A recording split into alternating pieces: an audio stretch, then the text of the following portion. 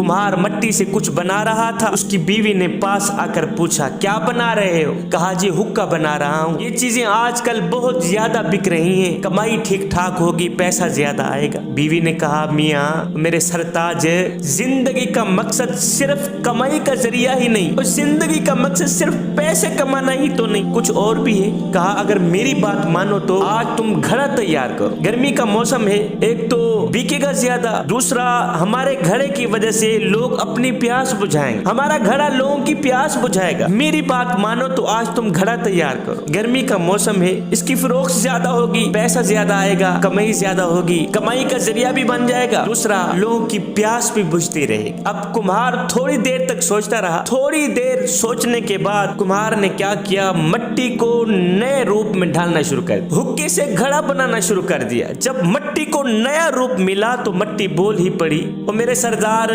ओ मेरी सरकार, ओ मियाँ, मुझे नया रूप क्यों दे रहे हो? पहले मुझे हुक्का बना रहे थे, मुझे हुक्के से घड़े में कैसे तब्दील कर दिया? मुझे नया रूप क्यों दे रहे हो? मेरी जात क्यों बदल रहे हो? मेरी औकात क्यों बदल रहे हो? मुझे नया रूप क्यों दिया जा रहा है? वजह क्या है? कुम्हार ने कहा, चुप कर, पहले तेरा रूप नहीं बदला, पहले मेरी सोच बदली। तेरा रूप बदलने से पहले पहले मेरी सोच बदली है।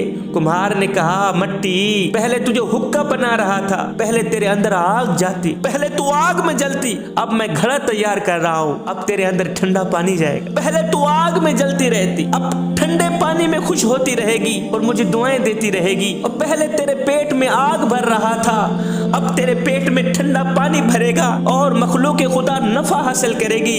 ये सुनकर मट्टी रो पड़ी, रो कर कहने लगी, मियाँ तेरी तो सिर्फ सोच बदली है, मेरी तो सारी जिंदगी बदल गई। मैं तो मुश्किल से आसानी में चली गई, मैं तो तकलीफ से आसानी में चली गई। तेरी सिर्फ सोच बदली, मेरी सारी की सारी लाइफ बदल गई। तेरी एक सोच ने मेरी जिंदगी बदल के रख दी। हजरत सैयदना उमर फारूक रज़ी अल्लाह ताला अन्हु का दौरे मुबारक है। आपका दरबार लगा हुआ है। एक बुढ़िया औरत आपके दरबार में हाजिर होकर एक शिकायत बयान करती है। वो शिकायत ये थी, कहती है, हजरत मेरे घर में कीड़े मकोड़ों का आना बंद हो गया है। हजरत काफ़ी दिनों से मेरे घर में कीड़े मकोड़े नहीं आ रहे, मैं काफ़ी परेशान हूँ, परेशान हाल हूँ। हजरत खुदारा कुछ करें, काफ़ी दिनों से मेरे घर में कीड़े मकोड़े नहीं आ रहे। हजरत सैयदना उमर फारूक रज़ी अल्लाह ताला अन्हु ने उसकी ये परेशानी सुनी, ये शिकायत सुनी। शिकायत सुनने के बाद ये कहते हुए आपने उसे रुखसत कर दिया कि तू अपने घर में जा, जल्द अज जल्द तेरी ये शिकायत रफा कर दी जाए, तेरी ये शिकायत दूर कर दी जाए। जब ये बुढ़ी औरत वहां से चली गई तो दरबारी कहने लगे, हजरत ये किस तरह की शिकायत थी? बुढ़िया ने तो हैरान कुन शिकायत सुना दी है। पहले तो कीड़े मकोड़ों की गारें तलाश करें, फिर कीड़े मकोड़ों को इकट्ठा किया जाए, इकट्ठा करके उठा के बुढ़िया के घर छोड़ा जाए, फिर जाके बुढ़िया की शिकायत रफा होगी, फिर जाके बुढ़िया की शिकायत दूर होगी। एकदम हजरत सैयदना उमर फारूक रज़ी अल्लाह ताला अन्हु अपनी जगह से उठे, सीधा गए बैतुल माल में। बैतुल माल में गए, आटा उठाया, घी उठाया, चीनी उठाई, खाने का और भी कुछ सामान उठाया। बुढ़िया के घर पहुंचने से पहले पहले सैयदना उमर फारूक रज़ी अल्लाह ताला अन्हु सामान उठाकर दौड़ कर गए उस बुढ़िया के घर। जाकर बुढ़िया का घर सामान से भर दिया, आटा घी चीनी से भर दिया, खाने पीने के सामान से भर दिया। जब बुढ़िया घर में गई तो आगे ज़रूरत का सारा सामान मौजूद था। सैयदना उमर फारूक रज़ी अल्लाह ताला अन्हु वापस आए, दरबारियों को कहने लगे, दरबारियों भाइयों सुनो, जिस घर में खाने को कुछ ना हो वहाँ कीड़ों मकोड़ों का क्या काम? और जिस घर में खाने को कुछ ना हो, खाने को कुछ ना मिलता हो, वहाँ दोस्तों का आना तो जहाँ रह गया, वहाँ तो कीड़े मकोड़े भी नहीं आए। ये थी हजरत सैयदना उमर फारूक रज़ी अल्लाह ताला अन्हु की समझदारी, आपकी अक्लमंदी, आपकी खिदमत। सैयदना उमर फारूक रज़ी अल्लाह ताला अन्हु ने किसी वजीर को नहीं कहा उठो इसके घर सामान भिजवा दो, खुद उठे हैं, बैतुल माल में गए, सामान उठाया, अपने कंधे पे रखा, सीधा गए बुढ़िया के घर, सामान दिया। गुलाम को क्यों नहीं कह सकते थे? इसलिए आपको पता था सैयदना उमर फारूक रज़ी अल्लाह ताला अन्हु जानते थे ना कि इबादत उस मकाम तक नहीं पहुंचाती जहां गरीब की खिदमत पहुंचाती। ایک گدھا روتا ہوا افسردہ حال میرے حضور علیہ الصلوۃ والسلام کی خدمت میں حاضر ہوا. حاضر ہو کر ایک دم رونے لگا، چیخنے لگا، تڑپنے لگا. میرے کریم نبی علیہ الصلوۃ والسلام نے فرمایا گدھے، اور تجھے کس نے مارا ہے؟ کسی نے تجھ پر ظلم کیا ہے؟ کیوں رو رہا ہے؟ تو اس گدھے نے عرض کی حضور میں ایک نسلی گدھا ہوں، میں ایک خاندانی گدھا ہوں. میرے حضور علیہ الصلوۃ والسلام نے فرمایا وہ کیسے؟ اور تو نسلی گدھا کیسے ہے؟ تو خاندانی گدھا کیسے ہے؟ عرض کی حضور میں نسلی گدھا اس لیے ہوں کہ میرے باپ دادا پر انبیاء علیہ السلام نے سواری کی. حضور میرے باپ دادا پر نبیوں نے سواری کی، رسولوں نے سواری کی، اور میں ان میں سے آخری گدھا ہوں، میں ان میں سے آخری گدھا ہوں، آخری جانور ہوں. اور آپ رسولوں میں سے آخری رسول ہیں، نبیوں میں سے آخری نبی ہیں. حضور آپ میرا مقام بڑھا دیں، میری قیمت بڑھا دیں، مجھے دوسرے گدھوں سے اعلیٰ تر بنا دیں. حضور آپ مجھے اپنے پاس ہی رکھ لیں. حضور اپنی خدمت کا شرف مجھے دے دیں، اپنی نوکری کا شرف مجھے دے دیں. میں آپ کی خدمت کیا کروں گا، میں آپ کی نوکری کیا کروں گا. حضور آپ مجھے اپنے پاس رکھ لینا. حضور علیہ الصلوۃ والسلام نے فرمایا اچھا گدھے پھر ٹھیک ہے، آج سے تو میرا ہو گیا، آج سے تو میرا بن گیا. میرے حضور علیہ الصلوۃ والسلام نے اس گدھے کو اپنے حصے میں لے لیا. اب میرے حضور علیہ الصلوۃ والسلام اس گدھے پر سواری فرمایا کرتے تھے. اب وہ جو گدھا تھا وہ صرف سواری کے لیے ہی کام نہیں آیا کرتا تھا، بلکہ اور بھی خدمات سر انجام دیا کرتا تھا. مطلب کبھی کوئی ساتھی پاس نہ ہوتا، اگر کسی صحابی کو بلانا مقصود ہوتا تو میرے حضور علیہ الصلوۃ والسلام اس گدھے کو کہتے یافور جاؤ میرے ابو بکر کو لے آؤ، یافور جاؤ میرے عمر کو لے آؤ، جاؤ میرے عثمان کو لے آؤ، جاؤ میرے علی کو لے آؤ. اب یہ یافور گدھا بھاگا بھاگا جاتا، دوڑ کر جاتا، جاتے ہی یہ دروازے کو ٹکر مارتا، ٹانگ مارتا. جب زور سے دروازے پر ٹکر پڑتی تو اندر سے صحابی ایک دم اٹھتا، دوڑ کر باہر آتا، دیکھتا تو آگے یافور کھڑا ہے، میرے حضور علیہ الصلوۃ والسلام کا گدھا کھڑا ہے، میرے حضور علیہ السلام کی سواری کھڑی ہے. تو آگے والا سمجھ جاتا کہ میرے حضور علیہ الصلوۃ والسلام نے مجھے بلایا ہے. حضور کی نوکری کو، حضور کی غلامی کو اپنے لیے ایک شرف سمجھنے والا جانور، عقل مند جانور آئے. جس دن میرے حضور علیہ الصلوۃ والسلام کا وصال ہوا اس دن اس جانور کا رونا دیکھنے والا تھا، اس دن اس یافور کا رونا دیکھنے والا تھا، اس گدھے کا رونا دیکھنے والا تھا. یہ یافور بے چین ہو کر، بے قرار ہو کر کبھی ادھر بھاگتا، کبھی ادھر بھاگتا، کبھی ادھر دوڑتا، کبھی ادھر دوڑتا. آنکھیں نم ہیں، آنکھوں سے خون کے آنسو جاری ہیں، روتا ہوا، تڑپتا ہوا، کبھی ادھر بھاگتا، کبھی ادھر بھاگتا. آخرکار جب یہ دکھ برداشت سے باہر ہوا، حد سے بڑھا، تو اس گدھے نے، یافور نے کنویں میں چھلانگ لگا کر اپنی جان دے دی. مالک کا وصال برداشت نہ کر پایا، مالک کا انتقال برداشت نہ کر پایا، مالک کی جدائی برداشت نہ کر پائی، کنویں میں چھلانگ لگا کر اپنی جان دے. ایک غریب فقیر تھا، اس نے پھٹے پرانے کپڑے پہنے ہوئے تھے، اس کا ایک ہی لباس تھا وہ بھی پھٹ گیا. اب جگہ جگہ سے جسم چھلک رہا تھا. یہ غریب فقیر بادشاہ کے دروازے پر گیا، جہاں بادشاہ کے کتے بندھے ہوئے تھے وہاں جا کے بیٹھ گیا. کہنے لگا بادشاہ ایک بات تو بتا. کہا جی کون سی بات؟ کہا بادشاہ اگر میں تیرے دروازے پر ابھی مر بھی جاؤں، بتا تو صحیح تو میرے ساتھ کیا سلوک کرے گا؟ بادشاہ مثال کے طور پر اگر میں تیرے گھر میں ابھی مر جاؤں، بتا تو صحیح تو میرے ساتھ کیا سلوک کرے گا؟ بادشاہ نے کہا فقیر میاں اگر تو میرے دروازے پر ابھی مر بھی گیا تو میں یہی کچھ کروں گا، تجھے کفن دے کر دفن کر دوں. اگر تو میرے دروازے پر ابھی مر بھی گیا تو میں یہی کچھ کروں گا، تجھے کفن دے کر دفن کر دوں گا، اور تجھے کفن دے کر دفن کر دوں گا. یہ سن کر غریب فقیر کی چیخ نکل گئی. غریب فقیر رو کر کہنے لگا بادشاہ میرے مرنے کے بعد جو میری مردہ لاش ڈھانپنے کے لیے مجھے کفن دو گے نا، وہ آج ہی دے دو تاکہ میں اپنی زندہ لاش تو ڈھانپ سکوں. بادشاہ میرے مرنے کے بعد تمہارا دیا کفن کس کام کا؟ بادشاہ آج میں زندہ ہوں، مجھے کپڑوں کی ضرورت ہے اور تم مجھے کچھ دیتے نہیں، اور جب میں مر جاؤں گا پھر لٹھے کے سوٹ بھی آ جائے، پھر تمہارا کاٹن کا دیا سوٹ کس کام؟ حضرت شیخ عبد القادر جیلانی رحمۃ اللہ علیہ کے ایک مرید نے ایک رات خواب میں 70 عورتوں سے زنا کیا، 70 عورتوں سے صحبت کی.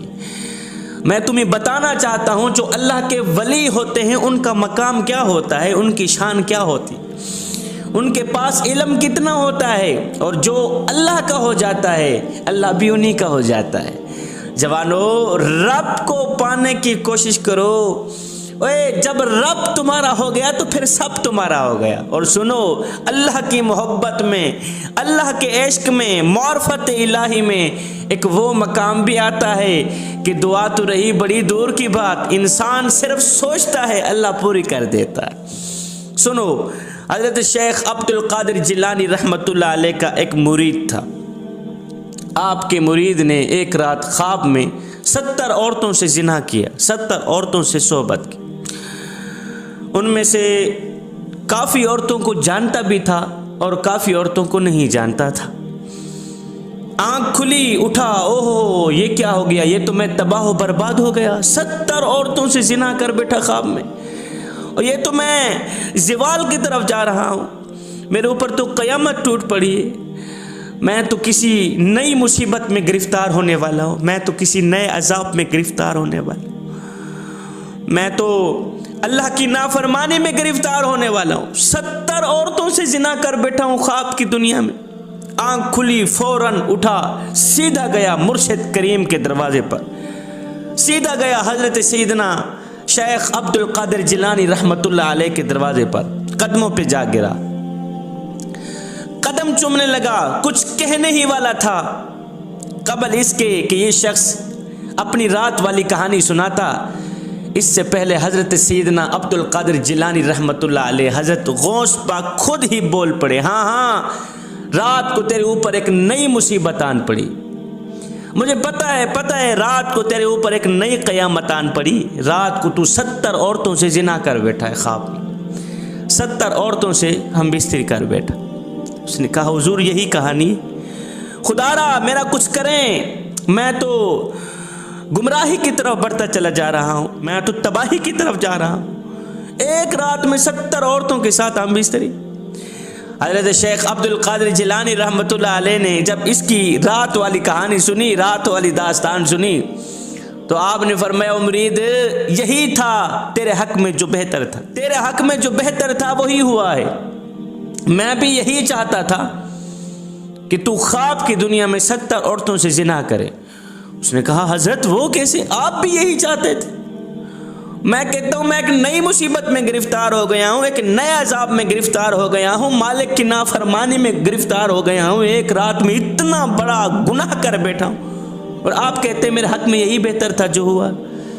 حضرت وہ کیسے؟ حضرت شیخ عبد القادر جیلانی رحمۃ اللہ علیہ نے آگے جو جواب دیا، اللہ اکبر، آپ نے فرمایا مرید محبت کرنے والے، عقیدت رکھنے والے، دراصل کہانی یہ ہے، ماجرا یہ ہے، ایک دن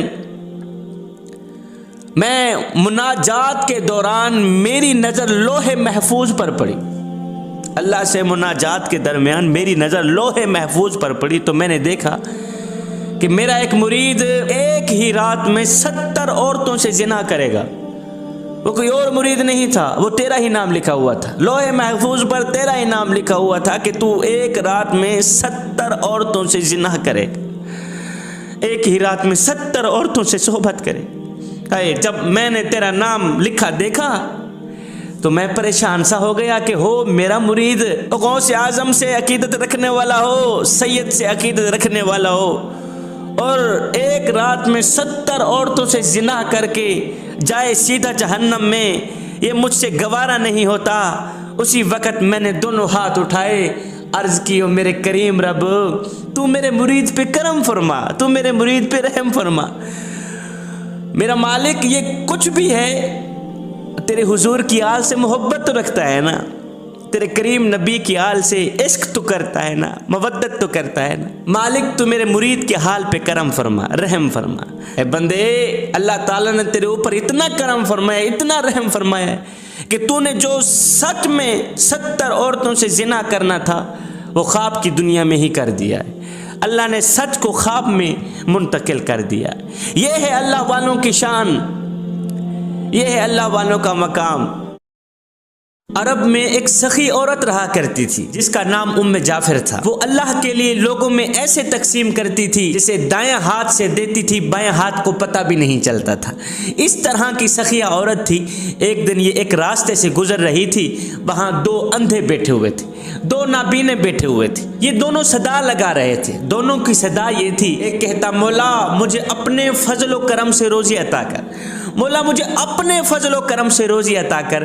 دوسرا اندھا کہتا مولا مجھے ام جعفر کا بچا ہوا عطا کر۔ اب ام جعفر اسی راستے سے گزر رہی تھی۔ ام جعفر نے جب ان دونوں کی صدائیں سنی تو دونوں کو عطا کیا۔ ام جعفر نے یہ معمول بنا لیا، روزانہ اسی راستے سے جاتی، روزانہ ان دو نابینوں کو کچھ نہ کچھ عطا کرتی۔ جو شخص اللہ کا فضل طلب کر رہا تھا ام جعفر اسے 2 درہم دیتی اور ام جعفر کے فضل کے طلبگار کو ایک بھنی ہوئی مرغی عطا کرتی۔ دلچسپ بات یہ تھی کہ جیسے ہی ایک اندھے کو بھنی ہوئی مرغی ملتی تو وہ دوسرے اندھے کو 2 درہم میں بیچ دیتا، اس سے 2 درہم لے لیتا، مرغی بیچ دیتا۔ اب کئی دنوں تک یہ سلسلہ چلتا رہا۔ ام جعفر اپنے فضل کے طلبگار کو ایک بھنی ہوئی مرغی عطا کرتی اور اللہ کے فضل کے طلبگار کو 2 درہم عطا کرتی۔ یہ سلسلہ کئی دنوں تک چلتا رہا۔ ایک دن ام جعفر اس اندھے کے پاس آئی، اس نابینے کے پاس آئی جو ام جعفر کے فضل کا طلبگار تھا۔ آ کر کہا او اندھے مجھے بتا کیا تمہیں 100 دینار ملے ہیں؟ اندھا حیران ہو گیا، کہا نہیں مجھے تو نہیں ملے، مجھے تو ایک بھنی ہوئی مرغی ملتی تھی، وہ مرغی میں دوسرے اندھے کو 2 درہم میں بیچ دیتا تھا۔ ام جعفر نے کہا او اندھے جو اللہ کے فضل کا طلبگار تھا میں اسے 2 درہم دیتی اور تمہیں بھنی ہوئی مرغی میں 10 دینار ڈال کر دیتی، او نادان میں تو تمہیں ہر مرغی میں 10 دینار ڈال کر دیتی تھی اور تو وہ 10 دینار نکالے بغیر 2 درہم میں بیچ دیتا تھا۔ یہ سنتے ہی اندھے نے چیخ ماری، ایک زوردار چیخ ماری، اپنا سر پیٹنا شروع کر دیا، کہنے لگا ہائے میں مارا گیا، میں لوٹا گیا، ہائے میری کم بختی، ہائے میری بدبختی، کاش کہ میں وہ مرغی 2 درہم میں نہ بیچتا، میرے 10 درہم مجھے بچ جاتے اور مرغی بھی بچ جاتی۔ یہ سن کر ام جعفر نے کہا یقیناً اللہ کا فضل طلب کرنے والا کامیاب ہوا، اللہ کا فضل و کرم طلب کرنے والا کامیاب ہوا اور انسانوں کے فضل کا طلبگار ناکام ہوا۔ 1200 سال پہلے انتقال ہوا تھا حضرت رابعہ بصری کا، 1200 سال پہلے وصال ہوا تھا، وفات ہوئی تھی حضرت رابعہ بصری کی۔ سنو آج بھی حضرت رابعہ بصری کا نام زندہ ہے، آج بھی حضرت رابعہ بصری کا نام باقی۔ عشاء کی نماز کے بعد غسل کرتی تھی، غسل کرنے کے بعد خوبصورت سا لباس پہن کر بن سنور کر اپنے شوہر کے پاس آتی، کہتی میرے سرتاج آپ کو میری ضرورت ہے؟ اگر وہ کہتے نہیں پھر اجازت لیتی، اجازت لینے کے بعد مصلی پہ کھڑی ہو جاتی، نمازوں کے اوپر نمازیں، سجدوں کے اوپر سجدے، نماز میں اس طرح کھو جاتی تھی، رابعہ بصری کو بھول جاتی تھی، دنیا بھول جاتے تھے، اپنے بھول جاتے تھے، پر سجدوں کے اوپر سجدے، فجر تک مصلی کے اوپر کھڑی رہتی تھی۔ جوانوں رب کو پانے کی کوشش کرو، اور جب رب تمہارا ہو گیا تو پھر سب تمہارا ہوگا۔ حضرت رابعہ بصری ابھی جوان تھی، آپ کے شوہر کا انتقال ہوا تھا۔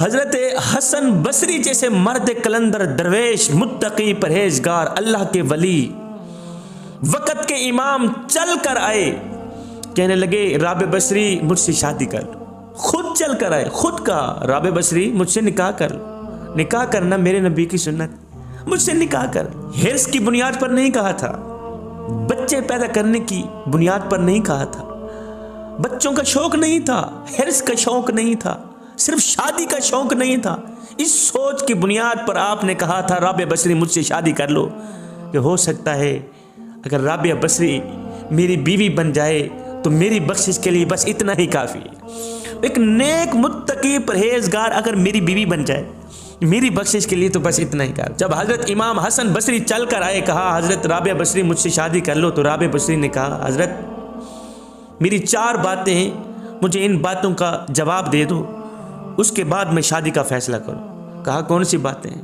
کہا پہلی بات قیامت کا دن ہوگا، نفسا نفسی کا عالم ہوگا، کسی کے اعمال نامے اللہ تعالیٰ دائیں ہاتھ میں پکڑے گا، کسی کے بائیں ہاتھ میں پکڑے گا، مجھے یہ بتاؤ میرا اعمال نامہ مجھے دائیں ہاتھ میں پکڑایا جائے گا یا بائیں ہاتھ میں پکڑایا جائے گا؟ حسن بصری کہنے لگے رابع بصری یہ تو میرا اللہ ہی جانتا ہے، یہ میں تو نہیں جانتا۔ کہا حضرت پھر یہ بتاؤ، جب پل صراط سے گزر رہے ہوں گے، کوئی نیچے گر جائے گا، کوئی پار لنگ جائے گا، کوئی پار چلا جائے گا، یہ بتاؤ میں نیچے گر جاؤں گی یا پل صراط پار کر لوں گی؟ کہا یہ بھی میرا اللہ ہی جانتا۔ اچھا پھر یہ بتاؤ، میزان عمل پر، ترازو پر کسی کا پلہ بھاری ہوگا، کسی کا پلہ ہلکا ہوگا، کسی کی نیکیاں زیادہ ہوں گی، کسی کے گناہ زیادہ ہوں گے، یہ بتاؤ میری نیکیاں زیادہ ہوں گی یا میرے گناہ زیادہ ہوں گے؟ کہا یہ بھی میرا اللہ ہی جانتا ہے، میں نہیں جانتا۔ کہنے لگی حضرت اگر یہ سب کچھ میرا اللہ جانتا ہے تو پھر جائیں، مجھے اس وقت کی تیاری کرنے دیں، مجھے ان 4 چیزوں کی تیاری کرنے دیں، مجھے ان 4 باتوں کی تیاری کرنے دیں، میرا وقت ضائع نہ کریں۔ ساری زندگی گزر گئی سجدوں پہ سجدے کرتے، اللہ کی دوستی میں ساری زندگی گزار دی، اللہ کی یاری میں ساری زندگی گزار دی۔ رابع بصری کا آخری وقت، آخری لمحہ، آپ نے اپنی خادمہ کو کہا میں تو دنیا چھوڑ کے جا رہی ہوں، جیسے ہی میری روح جسم سے نکلے فوراً ہی میرا جنازہ پڑھا کے میری تدفین کر دینا۔ صبح جا کر کسی کو بتانا کہ رابع بصری آئی تھی اور چلی بھی گئی۔ یہ کہتے ہوئے حضرت رابع بصری کی روح پرواز کر گئی، تن سے جدا ہو گئے۔ ایسے ہی کیا گیا، آپ کے کہنے پر عمل کیا گیا۔ کچھ دن بعد خادمہ نے خواب میں دیکھا، کیا دیکھتی ہے کہ حضرت رابع بصری جنت میں ٹہل رہی۔ خادمہ کہنے لگی پھر بتاؤ قبر میں تیرے ساتھ کیا بیتی؟ کہا کیا بیتنی تھی؟ منکر نکیر آئے، انہوں نے کہا بتاؤ تیرا رب کون ہے؟ میں مسکرانے لگی، میں نے کہا دیکھو جی یہ مجھ سے پوچھ رہے ہیں کہ تیرا رب کون؟ میں نے کہا فرشتوں مجھے ایک بات بتاؤ، تم پہلا آسمان چیر کر، دوسرا آسمان چیر کر، تیسرا، چوتھا، پانچواں، چھٹا، ساتواں، ہواؤں کو پھاڑ کر، فضاؤں کو پھاڑ کر، دھرتی کو پھاڑ کر اتنے دور سے آئے ہو، اور اتنے دور سے آنے والوں کو پتہ ہے کہ ہمارا رب کون ہے، میں جو 2 فٹ نیچے آئی ہوں مجھے پتہ نہیں ہے کہ میرا رب کون۔